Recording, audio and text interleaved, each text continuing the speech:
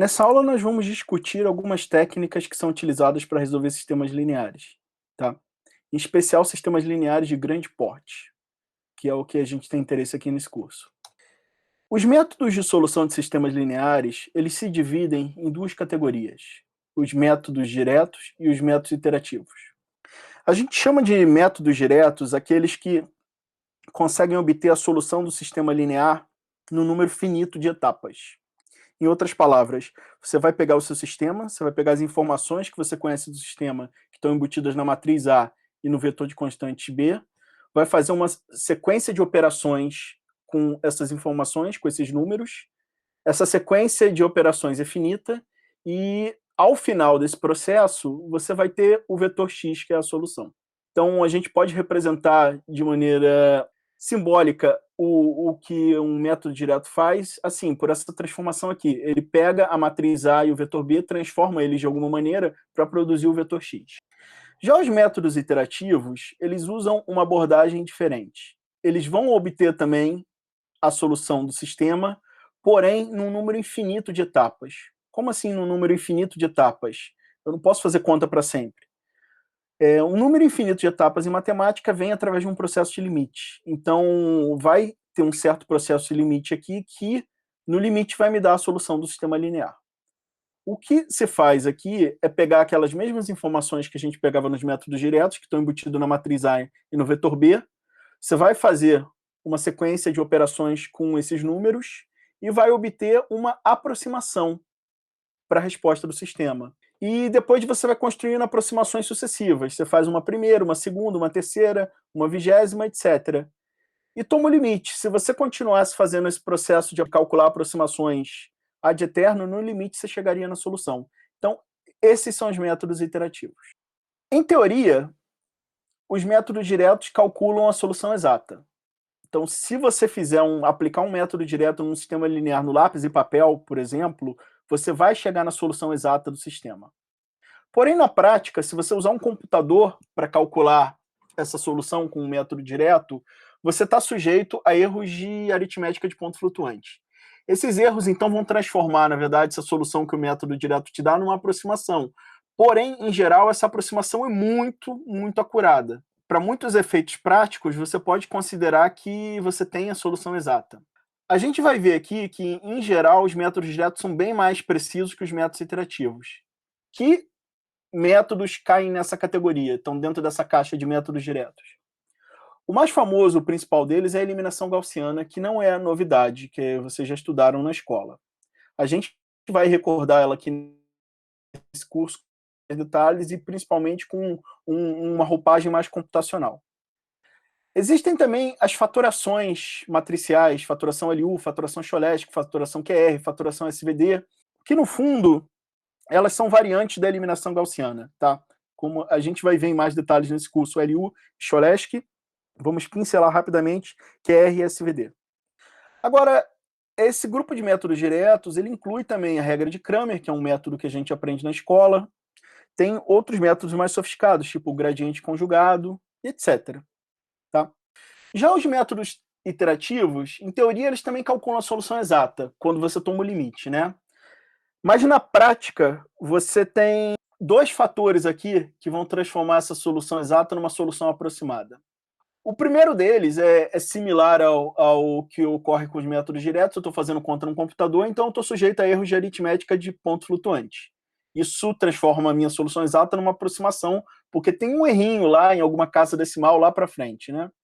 Em geral, isso não compromete também a qualidade das soluções dos métodos iterativos. Em algumas situações sim, mas muitas vezes não.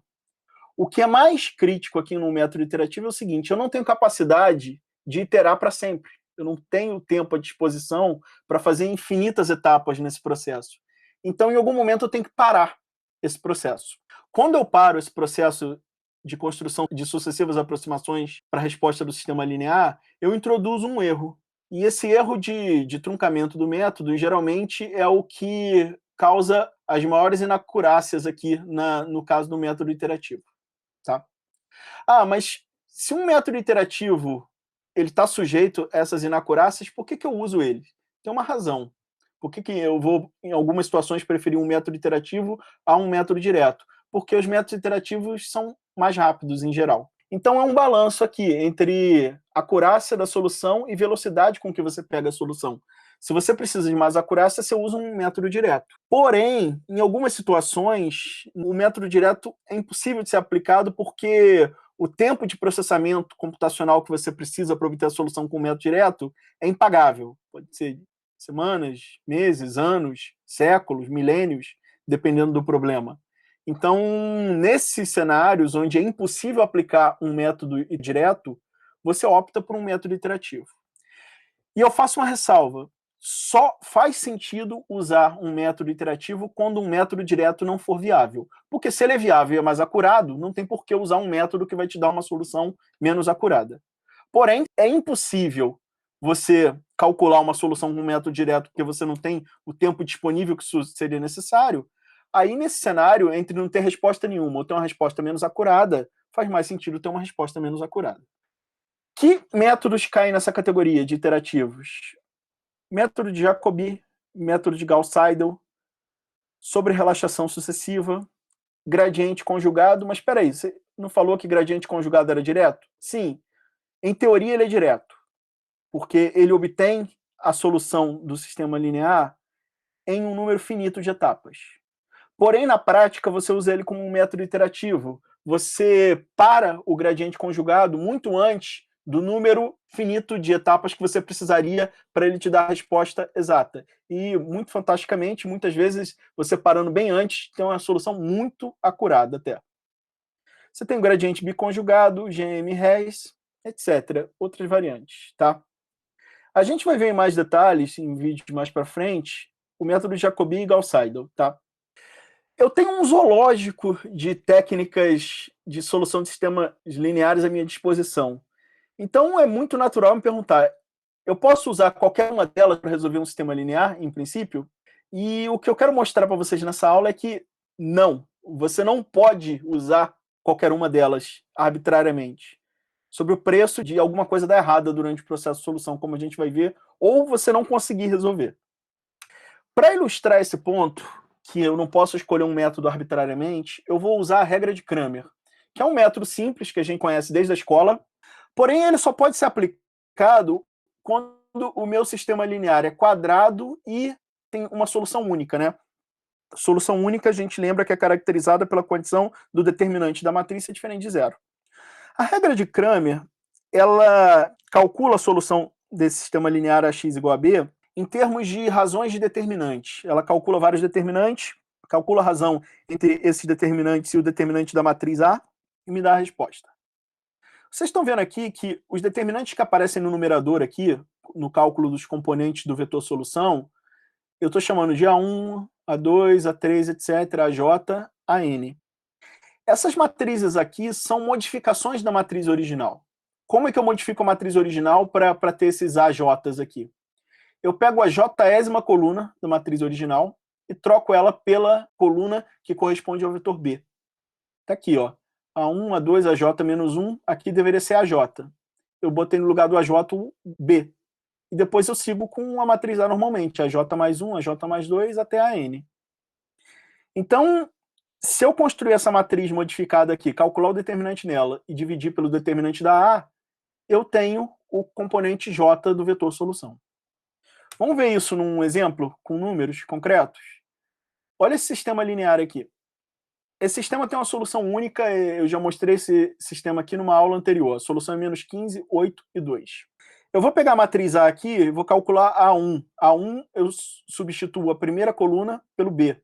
Então vocês estão vendo aqui que entrou o vetor B aqui no lugar da primeira coluna. No A2 eu troco a segunda coluna e no A3 eu troco a terceira coluna. Se eu calcular esses determinantes do numerador e no denominador eu tenho sempre o mesmo determinante aqui, que é menos 4, você, se fizer essa conta aqui, você vai ver que vai produzir a solução desse sistema linear. É muito elegante, é muito simples, é um procedimento muito fácil de fazer à mão, mas a gente vai ver que, do ponto de vista computacional, ele não é atrativo. Para implementar a regra de Cramer num computador, eu poderia usar esse algoritmo que vocês estão vendo aqui. É um algoritmo que recebe a matriz A e o vetor B como entrada e devolve o vetor X como saída. O que eu faço no corpo desse algoritmo? Quais são as instruções sequenciais que ele executa. Primeiro ele calcula a dimensão do vetor B, aí ele aloca a memória para o vetor X, porque o vetor X tem a mesma dimensão do vetor B. Ele calcula o determinante da matriz A e faz uma verificação. Se o determinante for igual a zero, ele para o programa porque o Cramer não é aplicável nessa situação. Se for diferente de zero, ele continua. E aí, nesse caso, ele vai fazer um laço.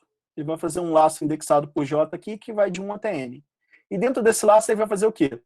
Primeiro, ele constrói a matriz modificada, trocando a coluna J da A pelo vetor B. Depois, ele calcula já esse componente J da solução aqui, fazendo a razão entre o determinante dessa matriz AJ e o determinante do A que foi calculado antes. Ele vai fazer isso para todos os componentes do vetor X e pronto, devolve a resposta.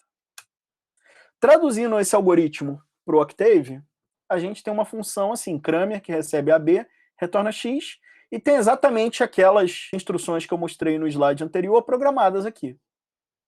Eu só vou ressaltar que, para calcular o determinante da AJ, ele não usa a função pronta do Octave, det, ele vai usar o mydet, porque eu quero fazer essa conta não usando a técnica que o Octave usa, que está programada no Octave, mas sim a técnica que a gente faz na mão, que é aquela expansão por cofatores. Aquela expansão por cofatores está programada aqui, essa é a função mydet. Ela faz aquela expansão em cofatores que você pega um determinante de ordem n, seleciona um número e expande isso na soma de determinantes de ordem n-1, né? Vocês podem olhar aqui com mais detalhes depois desse código e ver que ele realmente vai fazer essa conta.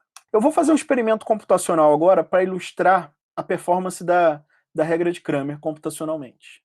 E para isso eu escolhi um sistema linear muito simples, que a gente conhece a solução. Eu vou usar a matriz identidade e o vetor B vai ser um vetor que todos os componentes são iguais a 1.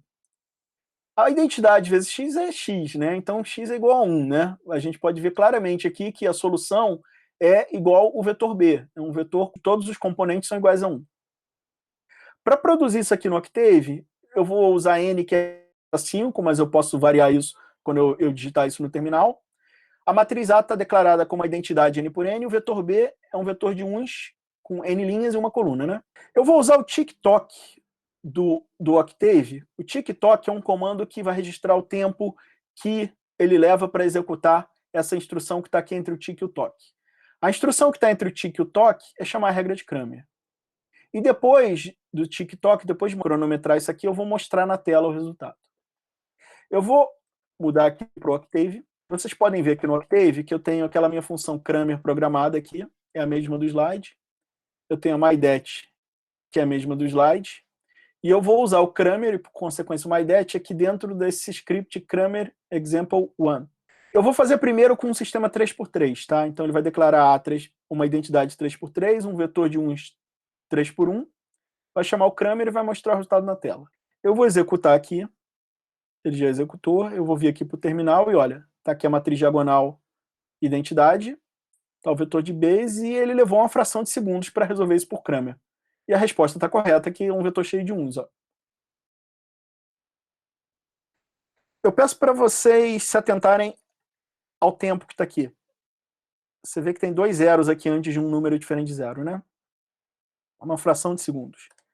Eu vou fazer com o sistema 5x5 agora. Executor. Identidade aqui, um vetor de uns e a resposta uns. Está correto. O tempo aqui agora ó, ainda é uma fração de segundos, mas antes eu tinha 2 zeros, agora eu só tenho um zero depois do separador decimal.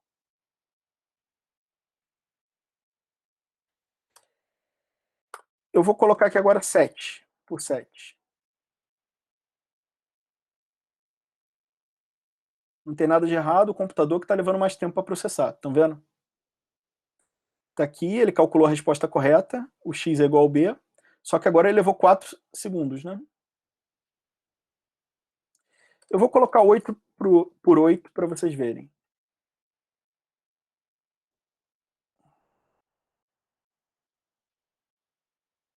Está demorando, né? Bem mais do que os outros. Vamos aguardar. Eu convido vocês a fazer esse mesmo experimento no dispositivo de cálculo de vocês, seja um computador, um tablet ou um celular, tá? É legal fazer esse experimento para você ver.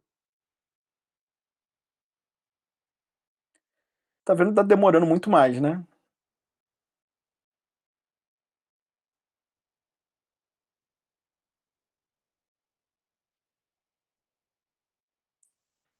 A regra de Cramer agora levou quase 40 segundos para fazer essa conta. Se eu colocar 9 por 9, 10 por 10 aqui, vocês já conseguem imaginar que isso vai levar muito mais tempo que a gente tem de aula. Então, eu não vou fazer para essas dimensões maiores. E por uma coisa que eu vou mostrar agora, eu nem convido vocês a fazerem para dimensões maiores. Façam até 8, 9, tá?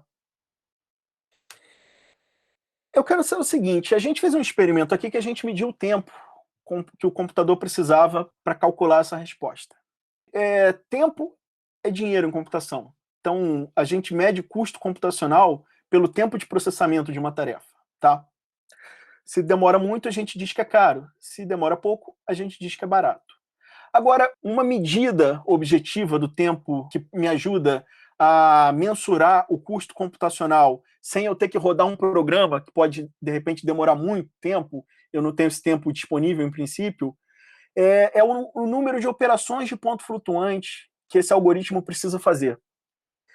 Eu não preciso executar o código para saber quantas operações de ponto flutuante o algoritmo faz. Eu posso analisar o algoritmo, contar no plano teórico quantas operações ele vai fazer em termos da dimensão do problema e usar isso como uma medida de custo computacional, tá?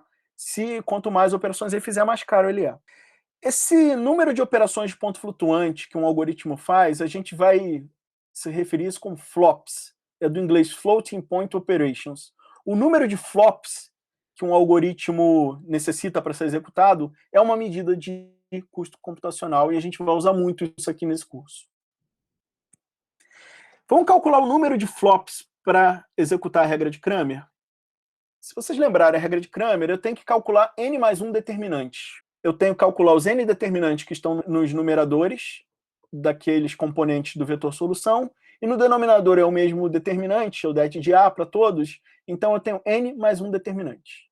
Eu tenho que fazer mais n contas que correspondem às n divisões entre os determinantes.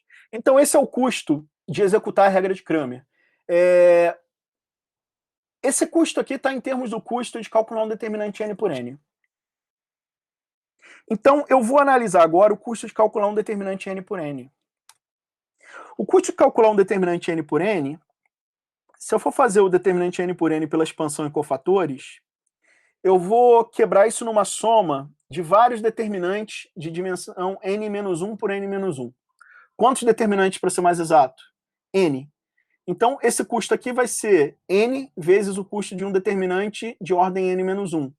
Mais um certo resíduozinho de operações que tem relação com as somas e produtos que eu tenho que fazer para construir esse determinante.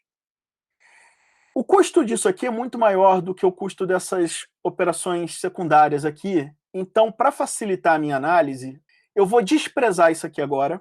E para analisar isso aqui agora, eu vou considerar só o custo de fazer conta pelos determinantes, tá? Então, o custo de calcular um determinante n por n é, essencialmente, n vezes o custo de um determinante n-1 por n-1. O custo de um determinante n-1 por n-1 é n-1 vezes o custo de um determinante de ordem n-2. E eu posso continuar essa análise, seguindo a mesma lógica, que aí eu vou concluir que esse custo aqui é n-2 vezes o custo de um determinante n-3, e assim por diante. Até que, no final, eu vou ter n vezes n-1, vezes n-2, etc., vezes 2 vezes 1. Isso aqui é n fatorial, né? Então, o custo de calcular um determinante n por n pela expansão em cofatores é essencialmente n fatorial. Se eu levar em conta essas operações que eu desprezei aqui, eu tenho um fator mais ou menos E. Isso aqui vai me dar mais ou menos o E, a base natural do logaritmo, vezes n fatorial. E se eu pegar esse n fatorial que está aqui, multiplicar esse n fatorial, e multiplicar pelo n mais 1 que estava aqui, no início, eu tenho o custo da regra de Cramer. A regra de Cramer tem um custo proporcional a E vezes n mais 1 fatorial. Eu tenho uma fórmula aqui agora que me diz, de maneira aproximada, aqui é uma aproximação, quantas operações de ponto flutuante eu vou fazer para resolver um sistema de ordem n.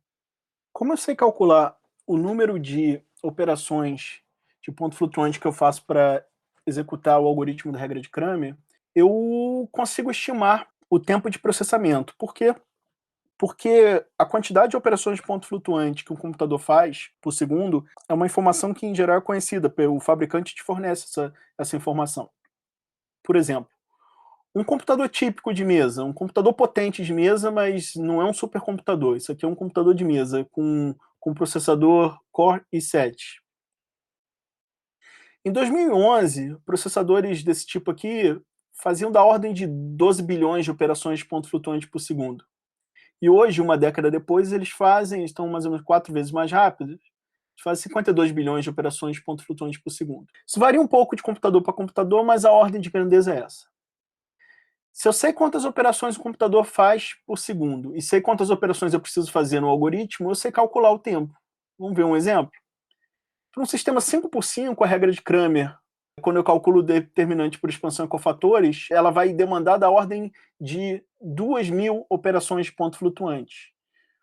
Há uma década, um computador desse tipo aqui faria isso numa fração de segundos e continua fazendo uma fração de segundos. Só que está uma fração de segundos hoje um pouco mais rápida. 166 nanosegundos, algo para a ordem de 38 nanosegundos. Um sistema 10x10 requer da ordem de 100 milhões de operações de ponto flutuante. Isso também é feito numa fração de segundos. Já era feito uma fração há uma década e ainda continua sendo. Já quando eu for para um sistema de ordem 15x15 e eu aplicar a regra de Cramer, eu vou precisar fazer da ordem de 56 trilhões de operações. Isso já não é tão barato. Isso aqui, um computador, uma década, levava algo perto de 80 minutos para fazer e hoje leva algo da ordem de 18 minutos. E se eu for para um sistema 20x20, eu vou precisar da ordem de 130 vezes 10 a 18 operações. Isso é muita operação de ponto flutuante, é muita conta, tá? Com esse tipo de computador aqui, há uma década você levava mais de 300 anos, quase 400 anos para fazer isso, e hoje baixou um pouco, mas ainda é alguma coisa com mais de 80 anos. Qual a lição que a gente pode tirar desse exemplo aqui? Não é viável usar a regra de Cramer em sistemas lineares no mundo real. Por quê? Porque o custo computacional dela é muito alto. Ela demanda muito tempo de processamento, e os sistemas do mundo real não são 20x20, são milhares por milhares, milhões por milhões, bilhões por milhões, bilhões. Então, é totalmente inviável usar a regra de Cramer. Mas ainda que fosse viável usar a regra de Cramer, ela assim mesmo não seria um bom método por uma outra razão, que eu vou mostrar nesse segundo experimento computacional. Vocês estão vendo aqui uma matriz que é 1 mais epsilon, menos 1, menos 1, 1. Epsilon é um número pequeno, de modo que isso aqui é muito parecido com a matriz 1, menos 1, menos 1, 1, tá? O lado direito do sistema também está em função de epsilon. É 1 mais epsilon ao quadrado mais 1. Isso aqui é um número muito próximo de 2, né? E menos 2 menos epsilon, que é um número muito próximo de menos 2. Se você resolver isso aqui na mão, você vai ver que a solução exata desse sistema é 1 mais epsilon menos 1. Como o epsilon é pequeno, o vetor solução aqui, ele é muito próximo de quê? De 1 menos 1. Eu vou voltar no Octave agora e vou fazer um segundo experimento computacional, onde está aqui, ó, eu defini a matriz do sistema.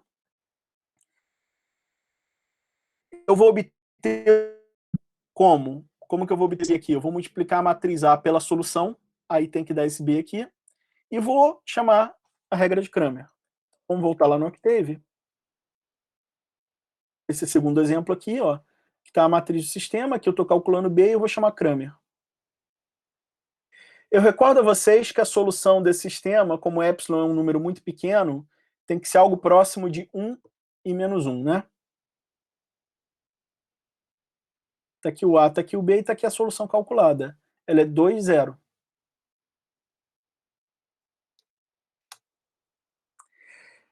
A solução é perto de 1 menos 1. Você está vendo que a regra de Cramer calculou a solução completamente errada aqui, né? O que acontece é que, além de muito cara, a regra de Cramer é um algoritmo instável. De certa forma, ela amplifica os erros de ponto flutuante que você tem nessas operações feitas no computador, ao ponto de comprometer completamente os cálculos. Então, Cramer definitivamente não é um algoritmo computacional competitivo. A gente esquece Cramer daqui para frente. Que moral que a gente pode tirar dessa aula aqui? A primeira é que a escolha do método numérico para resolver um sistema linear tem grande influência sobre a acurácia com que você vai obter a solução e, principalmente, sobre o tempo que você vai gastar para obter essa solução, tá? Como acurácia e eficiência são dois fatores críticos em geral, você quer ter boa acurácia e no menor tempo possível, o método numérico que você vai usar para resolver um sistema linear tem que ser escolhido a dedo, tem que ser escolhido com muita sabedoria. Então, essa é a principal lição da aula de hoje, tá? Não usar qualquer método em qualquer sistema. Você tem que usar o bom método para um certo tipo de sistema. E por isso que nesse curso aqui a gente vai ter que estudar vários métodos e não basta um só como ferramenta universal. Bem, se você gostou dessa aula, pessoal, pode curtir o vídeo, fica à vontade para compartilhar ele nas redes sociais, para seguir as nossas redes sociais também. Então eu vejo vocês na próxima aula. Até!